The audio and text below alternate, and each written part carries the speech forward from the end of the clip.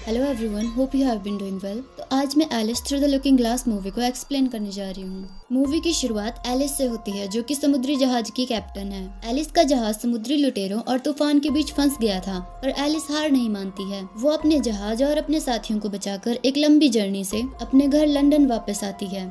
Alice अपनी माँ के साथ घर वापस आ रही थी, पर जब वो दोनों वापस आ रहे थे तो मिस्टर हारकोर्ट पीछे से आवाज लगाते हैं और एलिस को रोकते हैं। वो एलिस को बताता है कि मैं आपके जहाज का आने का कब से इंतजार कर रहा था। तो एलिस उससे कहती है कि हमारे पीछे समुद्री लुटेरे पड़ गए थे, जिस वजह से हमें आने में देरी हो गई। मैं बाद में आपको रिपोर्ट दे दूंगी। वैसे भी मैं लॉर्ड एस्कॉर्ट से मिलने जा ही रही थी। ये सुनकर मिस्टर हारकोर्ट कहते हैं कि लॉर्ड एस्कॉर्ट अब नहीं रहे, उनकी जगह अब उनके बेटे हेमिश ने ले ली है। एलिस अपने मुंह में ही बड़बड़ाती है कि लंगूर के हाथ में अंगूर। ऐसा कहकर वो वहाँ से चली जाती है। मिस्टर हारकोर्ट भी उसकी बातें सुनता है और मुस्कुराते हुए वहाँ से चला जाता है।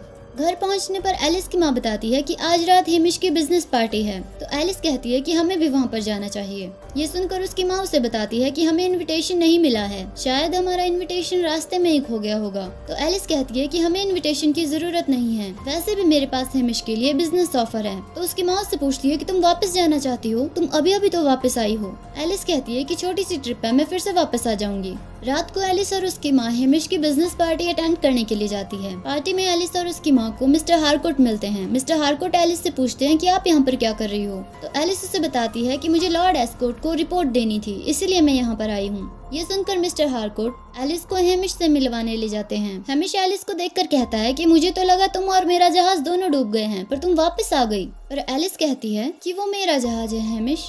ये सुनकर अलेक्जेंड्रा कहती है कि तुम्हें मेरे पति को लॉर्ड एस्कॉर्ट कहकर बुलाना चाहिए, और वैसे भी तुम हमारी पार्टी में बिना बुलाए आ गई हो। फिर हेमिश कहता है कि ये मेरी पत्नी अलेक्जेंड्रा है, मालिका है एस्कॉर्ट। फिर एलिस हेमिश से कहती है कि मैं आपको सिर्फ अपनी ट्रिप की रिपोर्ट देने के लिए आई थी। ये सुनकर हेमिश मिस्टर हारकोर्ट और एलिस को अपने साथ आने के लिए कहता है। हेमिश एलिस को बोर्ड के मेंबर से मिलवाने के लिए ले जाता है। जब एलिस उन्हें अपने बिजनेस प्रपोजल देने लगती है तो हेमिश उसे रोक देता है और कहता है कि अब तुम्हारा जहाज कहीं पर भी नहीं जाएगा। अगर तुम चाहो तो मेरे पास एक प्यून की जॉब खाली है, तुम उस प्यून की पोस्ट को एक्सेप्ट कर सकती हो। ये सुनकर एलिस कहती है कि मुझे पता है कि तुम ये सब कुछ क्यों कर रहे हो, क्योंकि मैंने तुमसे शादी करने के लिए मना कर दिया था, इसीलिए। पर हेमिश कहता है कि मैं तो तुम्हें फिर भी प्यून की नौकरी ऑफर कर रहा हूँ, वरना औरतों को पूछता ही कौन है।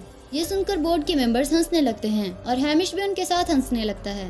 उसकी बातें सुनकर एलिस कहती है कि मेरा इस कंपनी में 10% हिस्सा है, जो तुम्हारे पापा ने मेरे नाम पर किया था। फिर हेमिश कहता है कि जब तुम यहाँ पर नहीं थी तो तुम्हारे घर की हालत बहुत खराब थी और तुम्हारी माँ ने अपने घर के बदले वो 10% हिस्सा मुझे बेच दिया था। एलिस उसकी बातें सुनकर हैरान हो जाती है। वो कहती है कि हमारा घर। हेमिश फिर से कहता है कि तुम्हारा वही घर जिसके बदले तुम्हें अपना जहाज देना पड़ेगा।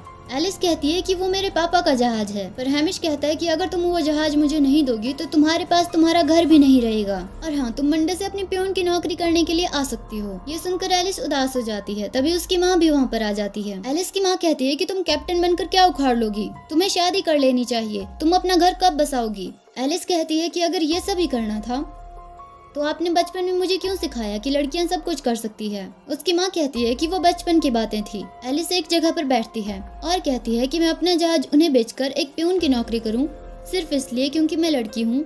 ऐसा कहकर वो रोने लगती है। तभी एक तितली एलिस के पास आती है और कहती है, पर तुम कमाल की लड़की हो एलिस। एलिस उस तितली को देखती है, फिर कहती है एप्सलम। इसके बाद वो तितली एक आईने के अंदर चली जाती है और गायब हो जाती है। तभी कुछ लोग उस कमरे के दरवाजे के बाहर आ जाते हैं। उनकी बातें सुनकर एलिस हड़बड़ा जाती है और उस आईने के अंदर चली जाती है। जब एलिस उस आईने की दुनिया के अंदर पहुंचती है तो एप्सलम उसके सामने आता है और कहता है कि तुमने बहुत देर कर दी एलिस। वंडरलैंड में एलिस को महारानी मिराना और उसके बहुत सारे जानवर दोस्त मिलते हैं। वो एलिस को बताते हैं कि तुमने आने में बहुत ज्यादा देर कर दी। हैटर गिरते हुए पत्ते गिन रहा था और हमारे साथ खेल रहा था। तभी एक जगह पर उसे एक नीली हैट दिखाई देती है। उस नीली टोपी को देखकर उसे उसकी फैमिली याद आ गई। उसे वो जलजले का दिन याद आ गया जिस दिन ड्रैगन जबरा रॉकी ने हैटर के परिवार को मार डाला था। फिर महारानी मिराना कहती है कि सिर्फ तुम ही हैटर की मुस्कान को वापस ला सकती हो। एलिस हैटर से मिलने के लिए उसके घर जाती है। जब हैटर दरवाजा खोलता है तो एलिस को देखकर खुश हो जाता है और उसे गले लगा लेता है। हैटर एलिस को अपने साथ घर के अंदर ले जाता है और कहता है कि एलिस तुम तो मुझ पर भरोसा करोगी ना। फिर वो एलिस को वो नीली हैट दिखाता है और कहता है कि मेरी फैमिली जिंदा है एलिस।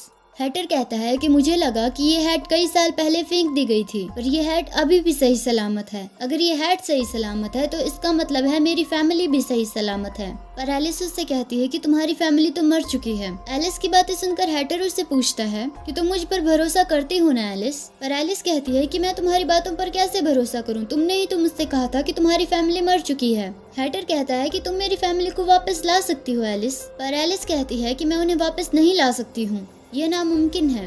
उसकी बातें सुनकर हैटर की हालत बहुत ही ज्यादा खराब हो जाती है और वो कहता है कि तुम मेरी एलिस नहीं हो, मेरी एलिस मुझ पर भरोसा करती है।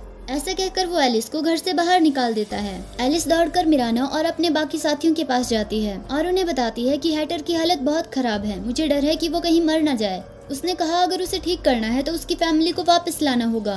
मिराना एलिस को बताती है कि तुम्हें हैटर के अतीत में जाना होगा और उसके परिवार को बचाना होगा। उसके दोस्त उसे बताते हैं कि समय चक्र काल चक्र की ऊर्जा का पुर्जा है। कहा जाता है कि समय चक्र का इस्तेमाल करके हम किसी भी काल में आ जा सकते हैं। फिर महारानी मिराना एलिस को बताती है कि हम समय चक्र का इस्तेमाल करके हैटर के अतीत में नहीं जा सकते हैं, क्योंकि हम भी उसके अतीत का एक हिस्सा है। अगर हमारे अतीत ने हमारे भविष्य को देख लिया तो पूरा ब्रह्मांड खत्म हो जाएगा, पर तुम उसके अतीत में जा सकती हो क्योंकि तुम इस दुनिया से नहीं हो, इसलिए सिर्फ तुम्हें उसे बचा सकती हो। एलिस कहती है कि ये तो बहुत ही खतरनाक है, पर हैटर मेरा बेस्ट फ्रेंड है, इसलिए मैं उसके लिए कुछ भी करूंगी। अब मुझे ये बताओ कि मुझे समय चक्र कहाँ पर मिलेगा। मिराना एलिस को समय के महल में जाने का रास्ता बताती है। जब एलिस समय के महल में पहुँचती है तो उसे समय दिखता है। वो समय को देखकर छुप जाती है और फिर उसके पीछे पीछे एक कमरे में जाती है। उस कमरे में बहुत सारी घड़ियाँ थी। समय अपनी पावर्स का इस्तेमाल करता है और देखता है कि कौन सी घड़ी का समय बंद हो चुका है। जैसे ही वो घड़ी चलना बंद करती है, जिस आदमी की वो घड़ी थी उस आदमी की मौत हो जाती है। फिर समय दूसरे कमरे में जाता है जहाँ पर सभी बंद हो चुकी घड़ियाँ रखी थी। समय उस बंद हुई घड़ी को एक चेन में लटका देता है। तभी एलिस से एक आवाज हो जाती है। आवाज सुनकर समय एलिस को सामने आने के लिए कहता है। एलिस समय के सामने आ जाती है। फिर समय को कहती है कि मुझे तुमसे कुछ बात करनी है। पर समय कहता है कि मेरा समय बहुत कीमती है। ऐसा कहकर वो वहाँ से जाने लगता है, पर तभी अचानक से पीछे मुड़ता है और कहता है कि तुम्हारे पास मेरा एक सिपाही है। पर एलिस कहती है कि ये मेरे पापा की घड़ी है, मैं इसे तुम्हें कभी नहीं दूंगी। समय कहता है हर किसी को किसी न किसी दिन एक दूसरे से जुदा होना ही पड़ता है।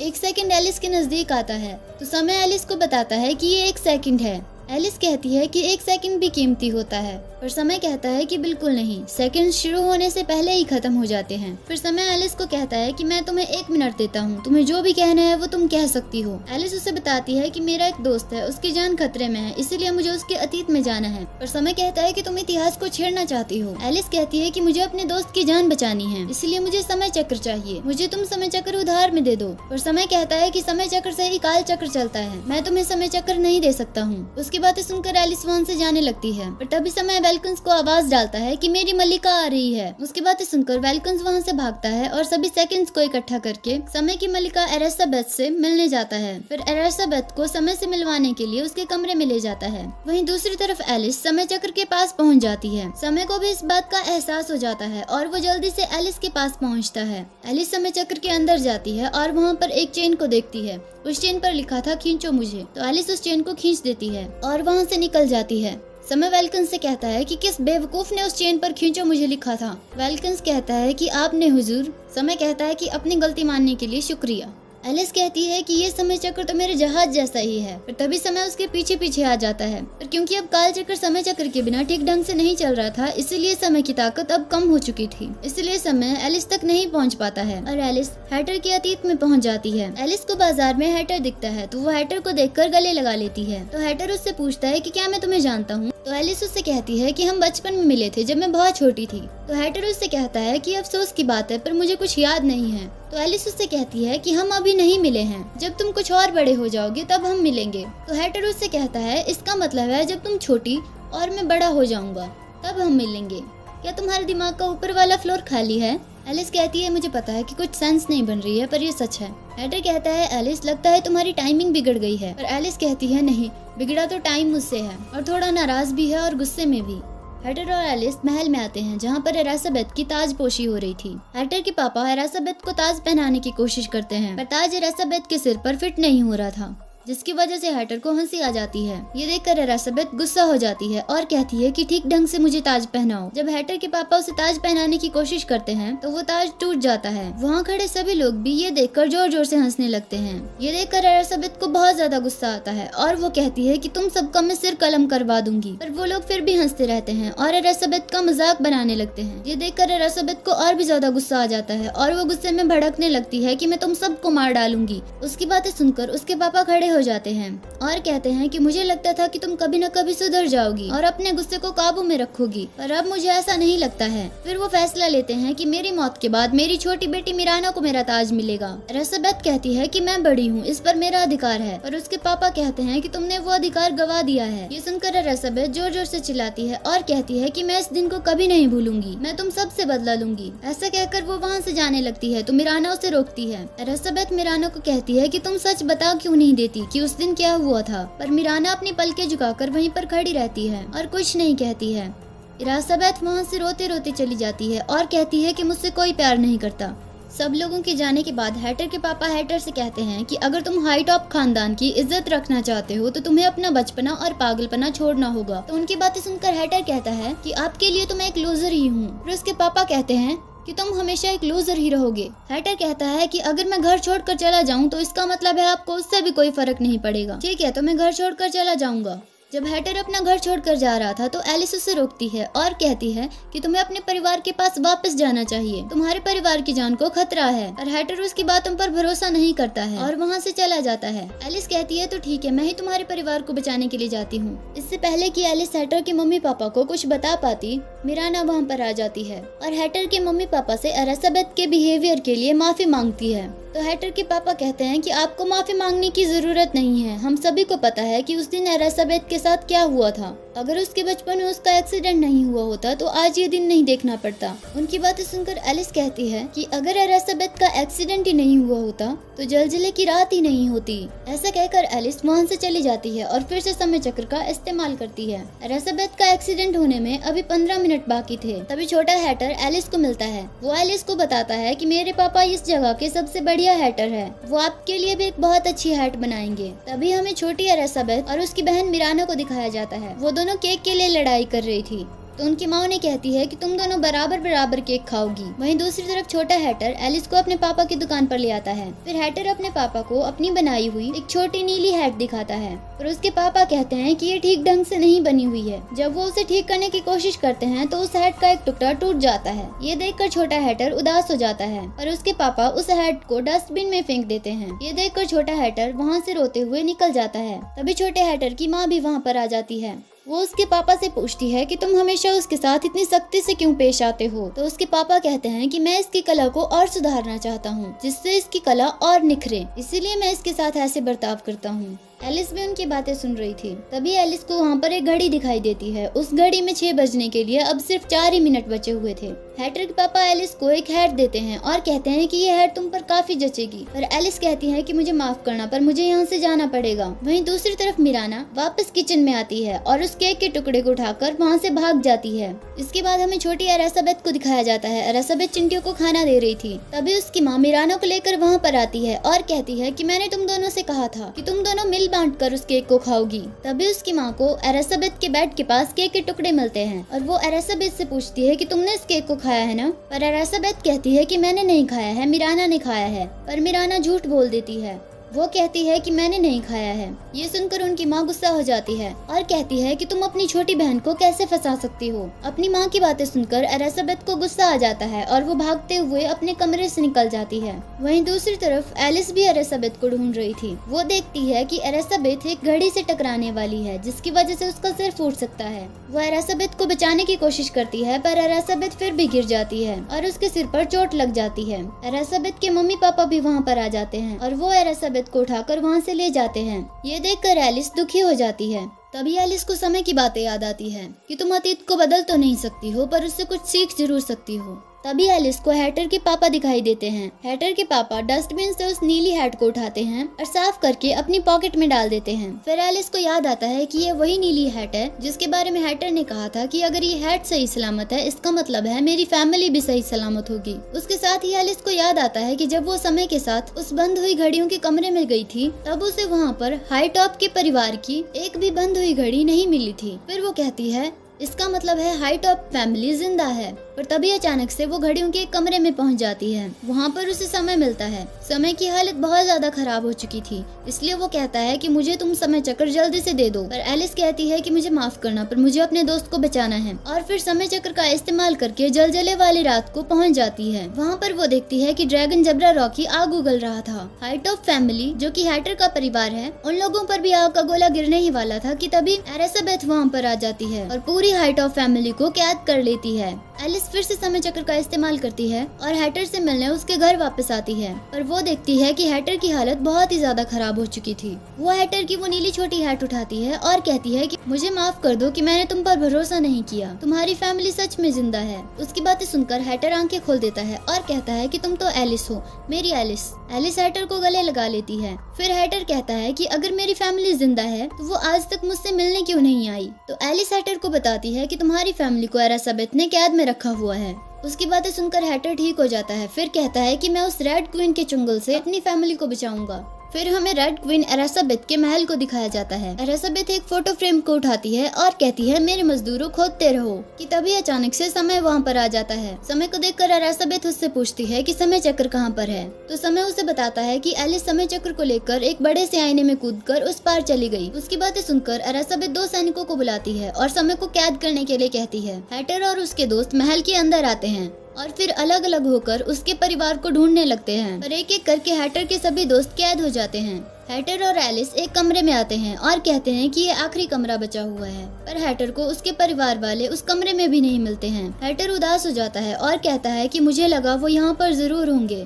तभी अचानक से हैटर को एक फोटो फ्रेम दिखाई देती है। उस फोटो फ्रेम में एक हैट ड्रॉ की हुई थी। ये देखकर हैटर उस फोटो फ्रेम के नजदीक जाता है और उसे उठाता है। तभी उसे अपना परिवार उस फोटो फ्रेम के अंदर दिखाई देता है। अपने परिवार को देखकर हैटर कहता है कि आप सब जिंदा हो, निक्के निक्के हो पर ठीक ही हो। पर तभी अचानक से एलिजाबेथ सैनिकों के साथ वहाँ पर आ जाती है। वो सैनिक एलिस से समय चक्र छुड़ा लेते हैं। फिर एलिजाबेथ मिराना को अपने साथ अतीत में ले जाती है। जैसे ही एलिजाबेथ वहाँ से जाती है समय की हालत और भी ज्यादा खराब हो जाती है। वहीं दूसरी तरफ वेल्कन्स बिना समय चक्र के काल चक्र को चलाने का उपाय ढूंढने लगता है। तभी उसे एक उपाय मिलता है और वो सभी सेकंड्स को जुड़ने के लिए कहता है। वो सभी सेकंड्स मिलकर काल चक्र को चलाते हैं जिसकी वजह से समय की हालत फिर से थोड़ी ठीक हो जाती है। तभी एक सब्जी सेविका वहाँ पर आकर एलिस और उसके साथियों को आजाद कर देती है। एलिस कहती है कि ये सब मेरी ही गलती है, मैंने ही समय चक्र चुराया था, ये सब कुछ मेरी वजह से ही हो रहा है। तभी समय एलिस से कहता है कि हमारे पास समय बहुत कम है। फिर एलिस अपने साथियों को कहती है कि तुम समय को लेकर घंटा घर जाओ। मैं और हैटर एलिजाबेथ से समय चक्र लेकर वापस आते हैं। वहीं दूसरी तरफ एलिजाबेथ मिराना को लेकर अपने अतीत में पहुंच गई थी। उस वक्त उनकी माँ छोटी मिराना से पूछ रही थी कि क्या तुमने केक को खाया है। वहीं बाहर बड़ी एलिजाबेथ बड़ी मिराना से पूछती है कि तुमने केक को खाया है। पर दोनों छोटी और बड़ी मिराना एक साथ झूठ बोल देती है कि मैंने नहीं खाया है। ये सुनकर एलिजाबेथ को गुस्सा आ जाता है और बड़ी एलिजाबेथ अपनी माँ के सामने आ जाती है। क्योंकि एलिजाबेथ का अतीत उसके भविष्य को देख लेता है, इसीलिए सब कुछ नष्ट होना शुरू हो जाता है। एलिजाबेथ से समय चक्र छूटकर जमीन पर गिर गया था। तभी हैटर और एलिस समय की गाड़ी लेकर वहाँ पर आ जाते हैं। एलिस समय चक्र को उठाती है और फिर उसका इस्तेमाल करके काल चक्र तक पहुँचने की कोशिश करती है। धीरे धीरे पूरा ब्रह्मांड नष्ट हो रहा था। तभी वेल्कन समय के पास आता है और कहता है कि उससे नहीं हो पाएगा, आपको ही एलिस की मदद करनी पड़ेगी। समय अपनी थोड़ी सी बची हुई ताकत का इस्तेमाल करके समय को थोड़ा स्लो करता है ताकि एलिस काल चक्र तक पहुंच पाए। पर अपनी ताकत का इस्तेमाल करने के बाद समय और वेल्कन्स भी मूर्ति बन जाते हैं। जब एलिस समय चक्र को काल चक्र के ऊपर रखने वाली थी तब वो भी मूर्ति बन जाती है। फिर तभी काल चक्र और समय चक्र की ऊर्जा एक दूसरे से टकराती है और समय चक्र जाकर काल चक्र से जुड़ जाता है, जिसकी वजह से सब कुछ ठीक हो जाता है। सब कुछ ठीक होने पर एलिस समय के पास जाती है और उससे पूछती है कि क्या तुम ठीक हो। पर समय खड़ा होकर वेल्कन को आवाज लगाना शुरू कर देता है। फिर देखता है कि वेल्कन उसके पास ही खड़ा हुआ था। समय वेल्कन को बताता है कि अब टिक टिकाना शुरू करो, समय व्यर्थ मत करो। ऐसा कहकर समय वहाँ से चला जाता है। मिराना एलिजाबेथ से माफी मांगती है। एलिजाबेथ रोते हुए कहती है कि यह सब कुछ तुम्हारी वजह से हुआ है। है। मिराना उससे फिर से माफी मांगती है। वो कहती है कि मैंने केक खाया था और मैंने झूठ बोल दिया। अगर मैंने सच सच बोल दिया होता तो ये सब कुछ नहीं हुआ होता। एलिजाबेथ उससे कहती है कि मैं तुमसे यही सुनना चाहती थी। एलिजाबेथ मिराना को माफ कर देती है। मिराना हैटर के परिवार को फिर से बड़ा कर देती है।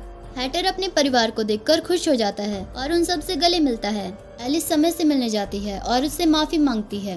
वो कहती है कि तुमने मुझे समझाने की कोशिश की थी पर मैंने तुम्हारी बात नहीं मानी। मुझे हमेशा लगता था कि समय एक छलिया है जो मुझसे हमेशा मेरी प्यारी चीज छीन लेता है, पर अब मुझे समझ आया कि हर घड़ी एक तोहफा है। ये कहकर वो अपने पापा की घड़ी समय की तरफ बढ़ाती है। समय उससे पूछता है कि तुम चाहती हो कि मैं तुम्हारे पापा की घड़ी को ठीक करूं, पर एलिस कहती है कि नहीं, मैं तुम्हें ये घड़ी दे रही हूँ। मेरे पापा हमेशा कहते थे कि अपनों को समय देना चाहिए। अगर वो जिंदा होते तो तुम दोनों की काफी जमती। समय उस घड़ी को ले लेता है। एलिस हैटर से गले मिलती है और फिर अपने सभी दोस्तों को गुड बाय कहकर आईने के अंदर चली जाती है। वहीं दूसरी तरफ हमें एलिस की माँ को दिखाया जाता है। हैमिश एलिस की माँ को कहता है कि अब ये जहाज मेरे नाम पर कर दो। तभी एलिस वहाँ पर आ जाती है। एलिस को देखकर हैमिश कहता है कि तुम यहाँ पर कहाँ से टपकी। फिर एलिस अपनी माँ से कहती है कि आप साइन कर दीजिए। उसकी माँ कहती है कि ये तुम्हारे पापा की आखिरी निशानी है जो तुम्हें बहुत प्यारी है, पर वो अपनी माँ से कहती है कि आप मुझे इससे ज्यादा प्यारे हो। ये सिर्फ एक जहाज ही तो है, हम नया खरीद लेंगे। ये सुनकर उसकी माँ खुश हो जाती है, पर तभी हैमिश कहता है कि ये बिल्कुल सही कह रही है और हाँ, तुम कल से अपनी प्यून की नौकरी करने के लिए ऑफिस आ सकती हो। ऐसा कहकर हैमिश हंसने लगता है। ये सुनकर एलिस दुखी हो जाती है और एलिस की माँ को गुस्सा आ जाता है। वो कहती है कि मुझे नहीं पता था कि तुम इतना गिर सकते हो हैमिश। ऐसा कहकर वो प्रॉपर्टी के पेपर्स फाड़ देती है और कहती है कि एलिस अपनी मर्जी की मालिक है हैमिश, और मैं भी।